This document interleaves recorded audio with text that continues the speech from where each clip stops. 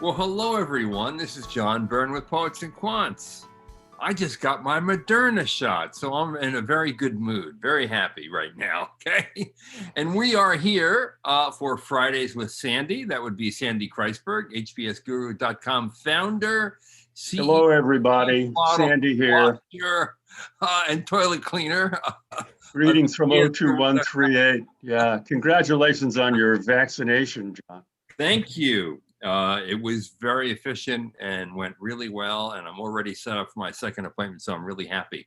And today, more importantly, we have really a very unusual candidate. He is one of 4 quadruplets, all attending Yale University. He is a senior at Yale, and he's applying to deferred admit MBA programs. His first choice is going to be Wharton because of the Lauder program, and we'll tell you a little bit why. Sandy's going to try to convince him not to do that and to go to Harvard and take a lot of electives at the Kennedy School, but we'll get into that. He also plans to apply to Stanford and Columbia. He's got a 3.75 GPA, majors political science, big interest in the Middle East, speaks fluent Arabic, actually has won a couple of scholarships to study the Arab language in both Morocco and Jordan. And let's see, what else? Oh, GRE, we've got a GRE of 313. He's great on the verbal 90 percentile, but he's clearly a poet like me, who also, of course, was a political science major and an English major as well. I would never be fluent in Arabic, let me tell you. But there you have it. So what do you think? I think he's a powerful applicant. What we got here is a 40% in the quant on the GRE, John. You think they're going to wink at that, given how powerful the other stuff is? I think everything else is so strong and so unique. I mean, really unique. I mean, I failed to mention the Goldman Sachs internship last summer, which led to a full-time job offer. So Nick is going to be graduating and go directly to Goldman Sachs and investment banking. Hey, Nick, how much quantity stuff have you done in your coursework and at Goldman Sachs? Yeah, so I've taken about 2 or 3 stats courses, specifically programming in a statistical language called R. And I've also taken game theory classes. But the interesting thing about, even though I'm not a quote unquote quant guy, the interesting thing about the desk I'm working on in IBD at Goldman is it's like the most quantitative desk you could do. It's structured finance. And so a lot of what we do is like infrastructure stuff in South America and Africa, but the modeling that we do is actually more intensive than any other division. And so I'm kind of gearing myself up right now for that pretty intensive experience. All right, capture that. Okay, here's a question for you, John. Do you take, how many times have you taken the standardized test, Nick? Me, I actually just took it 2 weeks ago. Okay, John, here's a question. Here's a tough one for you. Do you take the GRE again to get that up? Yes. Or given what he just said, do you just make sure that your recommenders underscore all that? And I know that if he takes it again, he'll do better. And he's applying to really super good schools. And you could say, okay, he's got such a unique background and so many other achievements that he could pass, but I wouldn't want to take a chance. That's some tough love from Uncle John Byrne. I was going to take it again anyway, so. Yeah, there you go. And look, I hate these damn tests. I say it all the time. I hate them. Yeah. But you know, these schools, they genuflect at the test. Nick, what's your quant experience in your work life and at school? Yeah, I mean, so I've taken a few stats courses at Yale. I've taken econ, another 2 econ courses, intensive statistics course where it was both statistics and coding in a statistical language, and game theory courses, which are also mathematical. And then in my work, but last summer, I'm on the structured finance desk, so it's a lot of really intensive modeling. Like I said, it's like, you know, more intensive than most desks in IBD. All right, yeah, okay, so you're a good guy. Take it again. Wait a minute, Nick. Did you get good grades in those courses at Yale? Yeah, I got A's. All right. There That, you go. you know, you're going to take it anyway, and you should take it, but you might not need to. Mhm. Yeah. You should take it I- again because if you get it up, it could impact money, scholarships, yada, Right. yada, yada. To be That's honest the with you, important piece, the scholarship money. yeah. Yeah. I mean, to be honest with you, I didn't study because I just There you wanted to look go. and see Because how you're it was that going kind to of be. guy, man. So I'm going to do it again. And yeah. It's worth it. And I think a higher score will not only significantly increase your odds at all these schools, but it will also put you in the running for some. Let me ask you a hard college. question here. This is a 2+2 question. Your Harvard interview, even if you're not applying to Harvard. He's applying to Harvard. Yes, It's I'm just going that to apply. Wharton Lauder is his first choice, but he's applying to Harvard. Yes, And let me definitely. tell you, when Oh they yeah, accept sorry. him, Okay. he ain't gonna Okay. say So no. they say here's the question. If we admit you to the 2+2 program, so you know that you've got an admission in 2 years, how could you take advantage of that security in the 2 years before that? Well, I think Not that by going to Goldman Sachs, I don't think. no, well, I mean, the entire reason that I'm interested in the 2+2 program is because I want my background in like Middle Eastern affairs and international relations and like my current financial experience, like at Goldman Sachs. I really want to work in development finance, hopefully at a place like the World Bank or something similar when I graduate. And so if I have the security of the 2+2 program, maybe I might work at Goldman, but for a shorter time. And then after that, I might go work in some sort of impact investment firm, or even get another scholarship to study Arabic somewhere else in the Middle East, just to like kind of reiterate those things, and then like come into the 2+2 program and like focus on my goals afterwards. Okay, John, rate that answer. I think that's a good answer because basically he's saying he'd give up the security of Goldman Sachs, the premier financial institution. Yeah, but he's not giving up the security. What No, he's saying he'll do is, his 2 years there, and he might do another year in social impact investing or a development job, and then go back to Harvard. yeah, it was a good answer in that it's an annoying question and an annoying answer, so they kind of wash out. If you So know what's what I the mean. right answer? What's the right answer, Sandy? That is the right answer. You just Yeah. have to stress it more. You have to go. It's a tough call. What have you spoken with the guys at Goldman? We mean like about the job and all that? Yeah. I You see, mean, that yeah. would be a great, even though you're a peon in the good old ship Goldman, if you could say, I've spoken to these guys and I've made clear what my interests are, and they told me that, to the extent they can, they're going to give me work that aligns with that interest. Well, yeah, that the reason I even took the job at Goldman is I wouldn't have taken it if it was just regular old like investment banking. But the work we do is like infrastructure development in South America, Africa, Okay. things like That's that. So really like, good. so that's why like that work this summer was really That's interesting to the me. answer. Okay. Yeah, okay. You gotta upfront that as the Got you. answer. Got you. Okay, makes sense. Okay, here's like another mock interview question. What do you think is going to be difficult for you at Harvard Business School? Well, as you might be able to tell from my background, I'm kind of new in this interest in finance. A lot of my experience previous was in international relations, Middle East studies. And so I'm trying to bolster like my quantitative skills, both through working, maybe for a short period at Goldman, but also in business school. And so I really want to dive into those classes. And I think it might be difficult for me to adjust to that, but I hope that through hard work, I can get up to speed in that regard, while also taking other classes, in leadership, things of that nature, which I'm stronger in.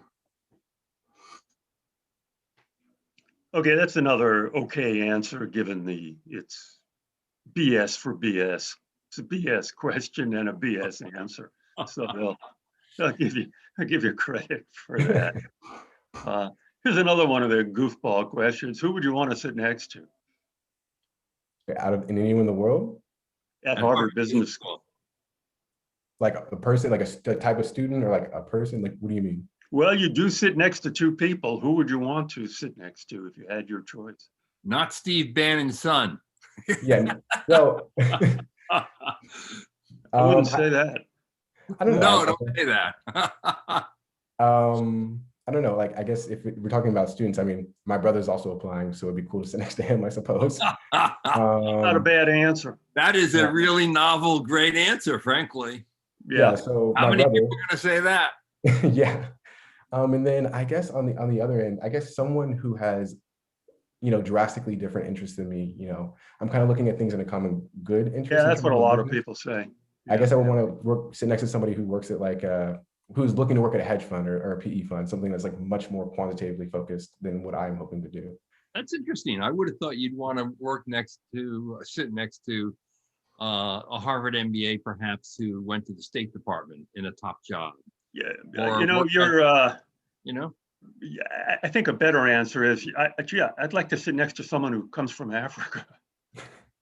Or I'd like to sit next to someone who comes from an emerging economy country. Yeah, an emerging economy country. Okay. Or no, here's Middle East. The real answer for you is I'd like to sit next to someone who speaks Arabic.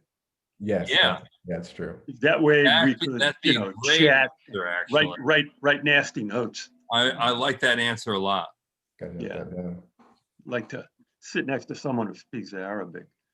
Who is a leader that we both know that you admire?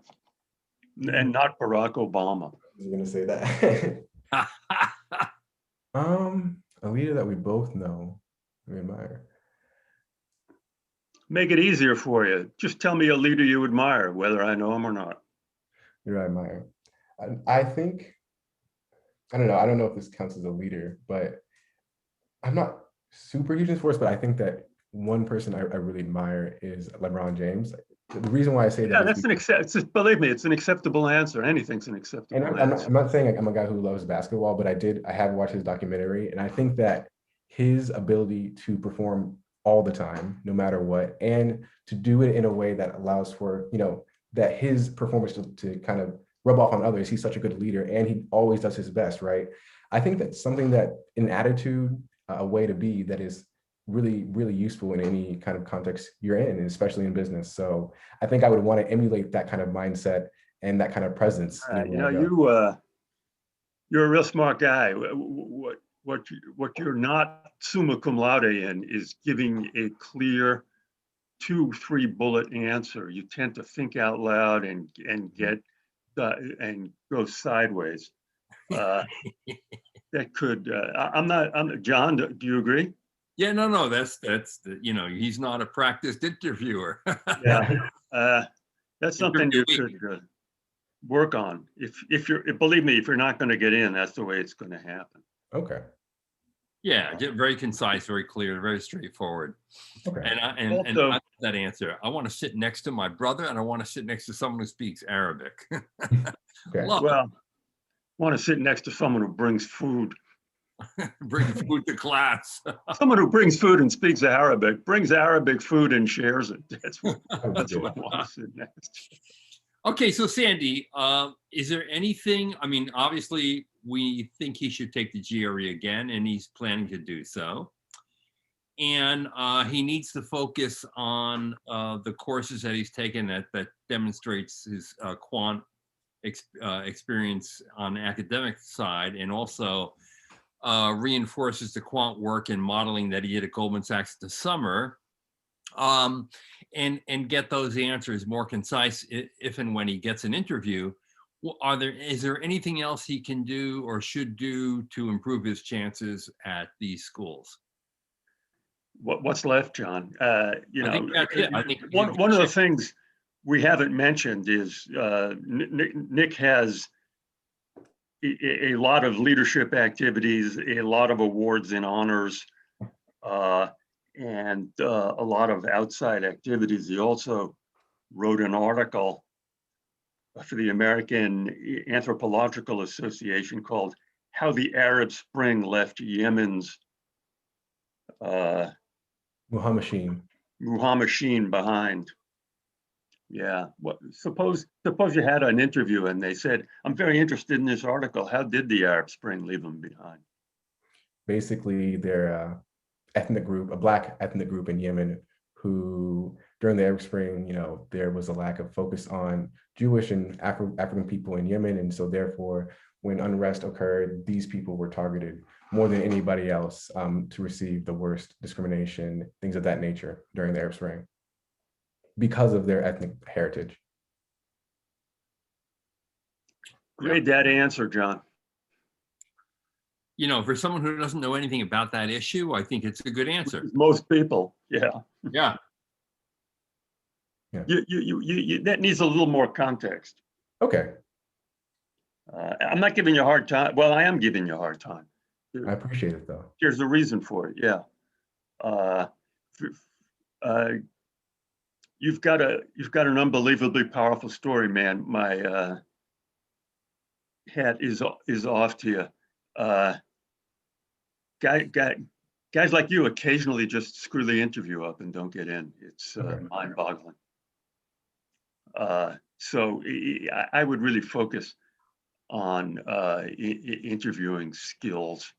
Okay. And I don't know if there's people at Yale who could help you with that, or stuff on the internet, or if one of your brothers could give you a mock interview. I don't know. I'm sure they'd be willing.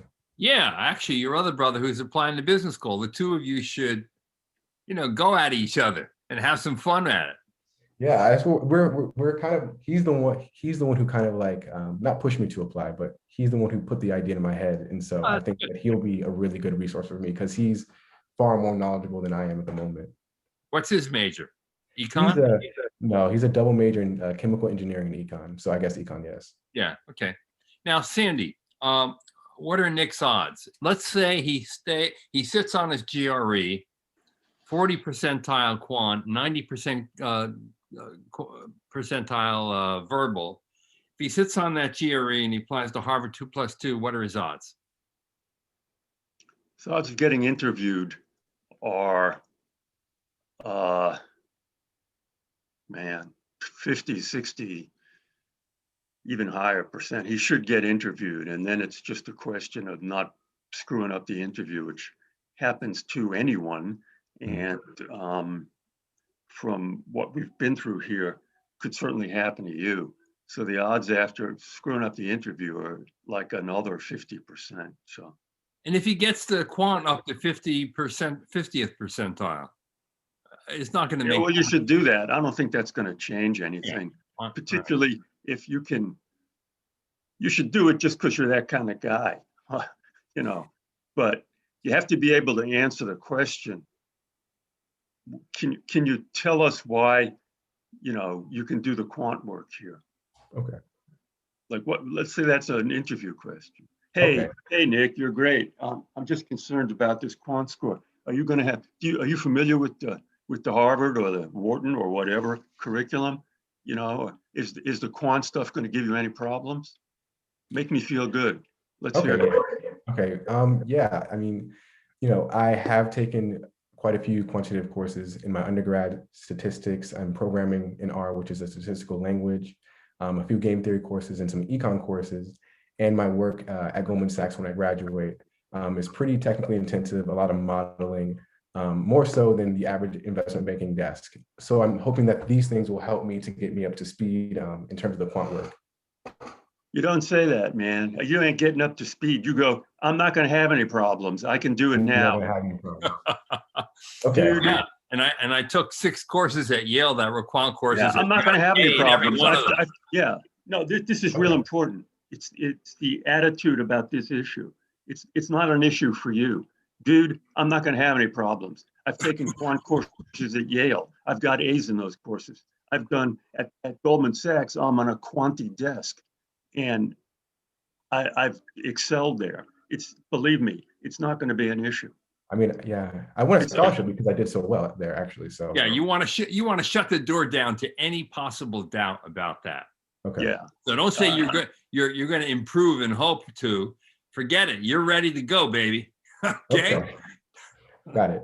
Yeah. Okay. That kind of confidence and that kind of kind of brag roll is not a good attitude for most questions, but it is for that. Okay, got it. Otherwise, Wharton Lauder, what are the odds? You tell me, John. I'm no Lauder expert. I think Lauder would eat this guy up. I think they would too. I think super high odds. We don't like to go above 50% because there's, elite admissions is so random, and the competition is so severe. But man, you're over 50% at Wharton Lauder. You're over 50% at Columbia. Stanford, which is the most highly selective business school in the Man, world. Stanford, They're gonna love you. Yeah, you're the Stanford. You're the Playboy centerfold in the Stanford magazine, man. Let me tell you. Let me just get this straight. You're a U.S. citizen, right? Yeah, yeah, U.S. citizen. Yeah. Born outside of Cincinnati, Ohio. Yeah, I wasn't right. Yeah. Heartland guy. It's a great story, Nick. I think you've got a great future ahead of you. Yeah, you're going to take the GRE again. It's a good idea. And, you study for the Quant. It'll also help prepare you for your job at Goldman Sachs anyway. Definitely. And you get a better score. It'll just give you a little more security, but you're going to get a lot of attention. Okay. Yeah. Thanks so much. All right, Nick, good luck to you. Sandy, thank you once again. And for all of you out there, good luck on your MBA journey. I know it's a big time right now. A lot of people applying, a lot of people waiting for answers. Get a good answer. This is John Byrne with Poets and Quants. Thanks for watching Fridays with Sandy.